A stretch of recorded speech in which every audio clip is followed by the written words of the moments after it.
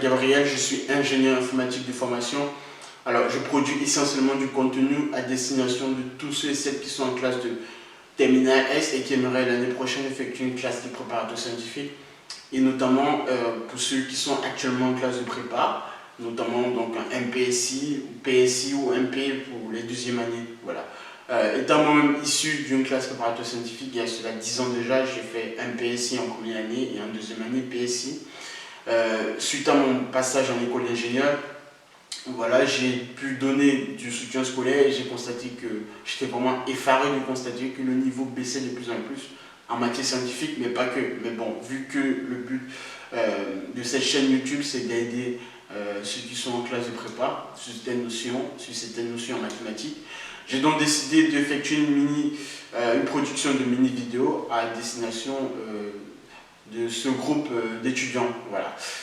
Passons donc au sujet de la vidéo. Aujourd'hui, nous allons parler d'un sujet bien particulier qui auparavant était vu d'ailleurs en classe de terminale S, mais qui depuis a été retiré de manière scolaire. Mais en classe de prépa, cette notion est essentielle dans la résolution de certaines questions sur la partie analyse en mathématiques. Donc il s'agit de ce qu'on appelle la notion d'intégration par partie. Voilà.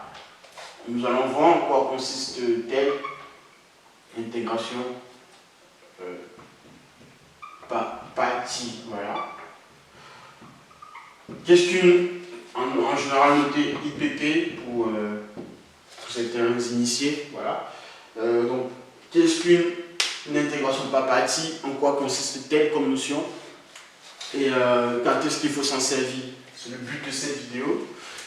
Alors, vous avez sans doute vu le calcul des expressions des intégrales du type t puissance n exponentielle t, disons dt, ou bien ce type de...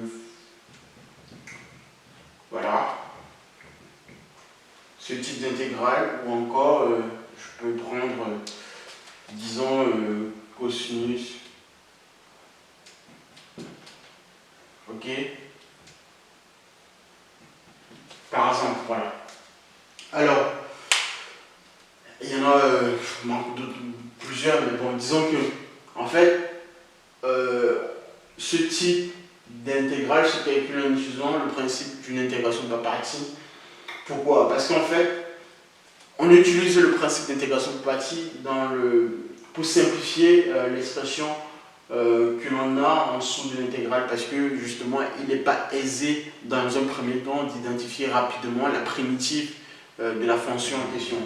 Ici par exemple, si vous me demandez de trouver la primitive de cette fonction-ci, voilà, je vous mets au défi, mais vous pouvez toujours y aller. Mais, cette primitive-là, de manière usuelle, elle n'existe pas. Voilà. Mais par contre, pour autant, on est capable de calculer, disons, sur un segment, par exemple sur 0,1, cette expression. Et donc, c'est ça, d'où le recours à la notion d'intégration par partie. Voilà. C'est le but de cette vidéo et nous allons voir comment découle ce principe et comment l'utiliser. Voilà.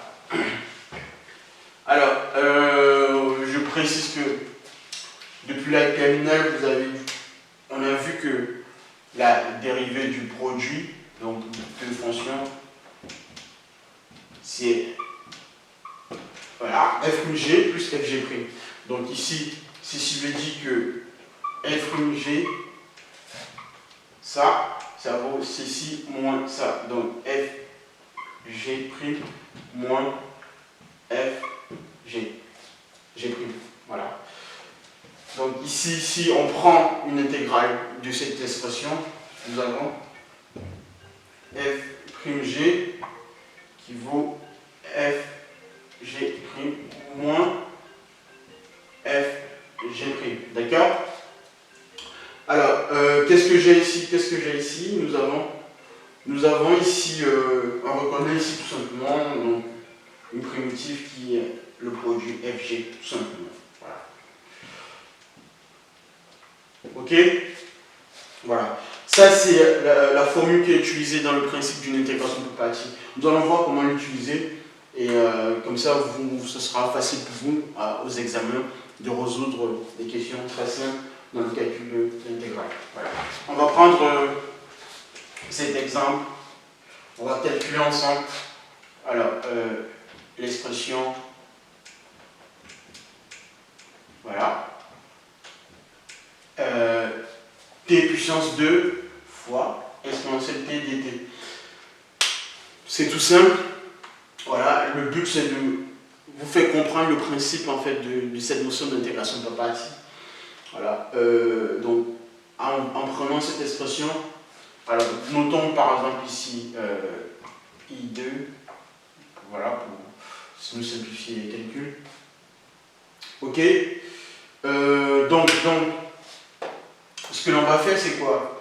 Ce que l'on va faire, c'est on va en fait identifier f' à une fonction qui se trouve là et g également une fonction qui se trouve là pour pouvoir en fait avoir quelque chose de plus simple ici, autre que là. Voilà.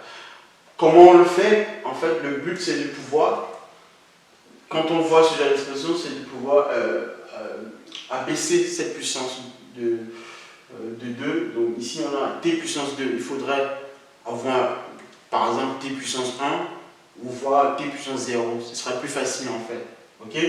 Donc le but c'est de pouvoir abaisser cette puissance. Et comment on fait pour abaisser cette puissance? Donc il va falloir choisir f' et g de telle manière que de ce côté j'aurai dans cette intégrale, sous cette intégrale, quelque chose avec t une puissance inférieure à 2. D'accord? Voilà, c'est ce qu'on va faire ici. Donc ici, je vais choisir de manière judicieuse f' comme étant, par identification, f' comme étant égal à exponentielle t et g t puissance 2. D'accord? Comme ça, j'aurai donc la dérive ici f' puissance t, ça tombe bien. La primitive dans f vaut e puissance t, ça ne change pas. Et g' vaut 2, voilà, 2t. Ok? Donc, en appliquant, en identifiant, donc on a dit f' e puissance t, g t puissance d, si on applique le principe d'intégration par partie, donc ici on aura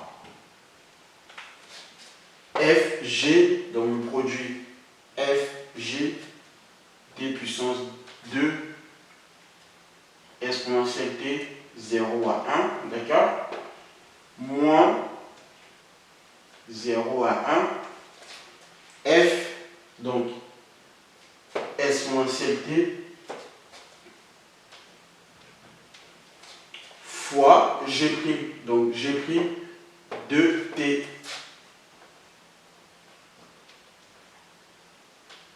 dt. D'accord?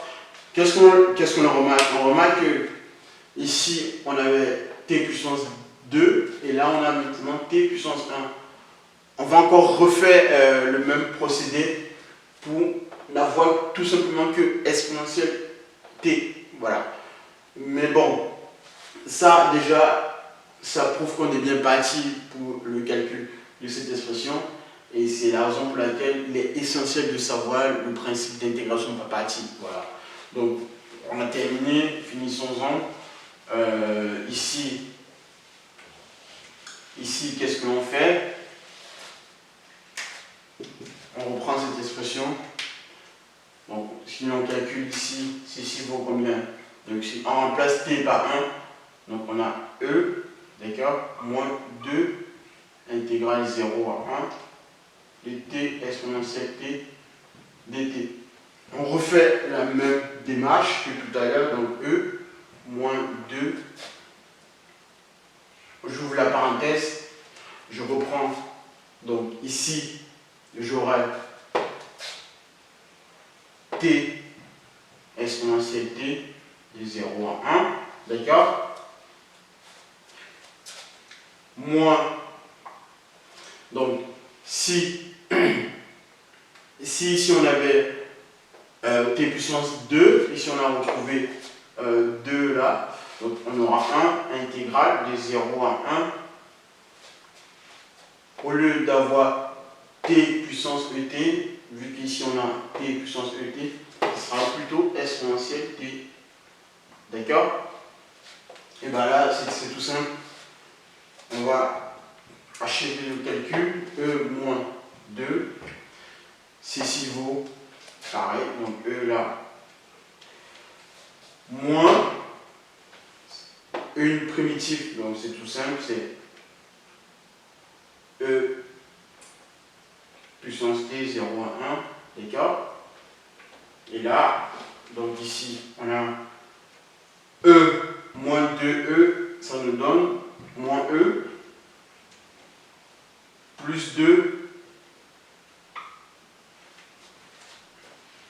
plus 2. Alors, E moins 1. D'accord? Donc ici, nous avons au final plus E moins 2. Donc, ceci est bien la valeur, voilà, de I2. D'accord?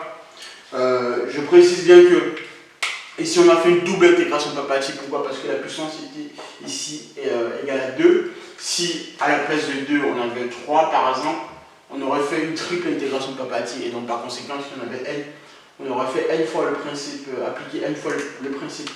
Voilà, j'insiste bien sûr, donc cette notion est très très essentielle en fait dans le calcul des intégrales du produit de deux fonctions.